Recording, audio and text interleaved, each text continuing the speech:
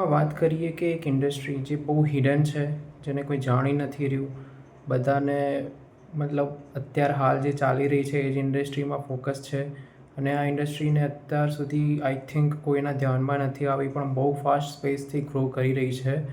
તો એવી એક ઇન્ડસ્ટ્રીની આપણે વાત કરીશું, ડ્રાયફ્રૂટની ઇન્ડસ્ટ્રી. ડ્રાયફ્રૂટમાં અત્યારે બે લિસ્ટેડ પ્લેયર છે. એમાં એક છે લિયો ડ્રાયફ્રૂટ અને ક્રિશીવાલ ફૂડ્સ કરીને. તો એમાં પર્સનલી મને ક્રિશીવાલ ફૂડ્સના નંબર બહુ સારા લાગ્યા છે.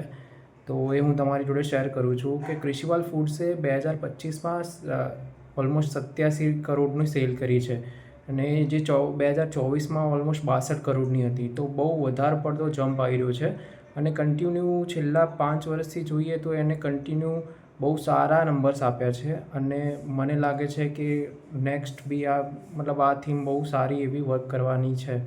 તો ક્રિશીવાલ ફૂડ્સ બહુ નાની કંપની છે, 1000 કરોડનું એનું માર્કેટ કેપ છે અને ઇન ફ્યુચર આ બહુ સારું રિટર્ન આપી શકે છે.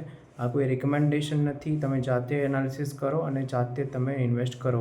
પણ મારા ખ્યાલથી કે ક્રિશીવાલ ફૂડ તો બહુ સારો સ્ટોક જઈ જ શકે છે અને બિઝનેસનો સ્કોપ બહુ સારો છે. એક્સપોર્ટનું માર્કેટ બી આનું બહુ જ સરસ છે અને દિવાળી છે, ઉત્તરાયણ છે, એના પછી અત્યારે ગણેશ ચતુર્થી છે, એ બધા અત્યારે તહેવારો બહુ આવે છે. ડિસેમ્બરમાં, જાન્યુઆરીમાં તહેવારો બહુ વધારે પડતા છે.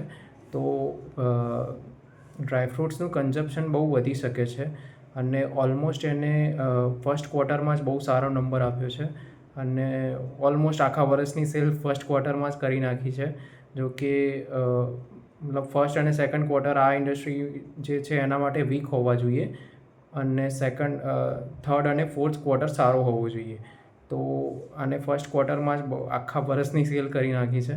તો બને ત્યાં સુધી આ ઓલમોસ્ટ બહુ સારો ગ્રો કરી શકે એવો સ્ટોક છે મારા ખ્યાલથી. સો તમે તમારું એનાલિસિસ કરો અને આ સ્ટોક પર નજર રાખો.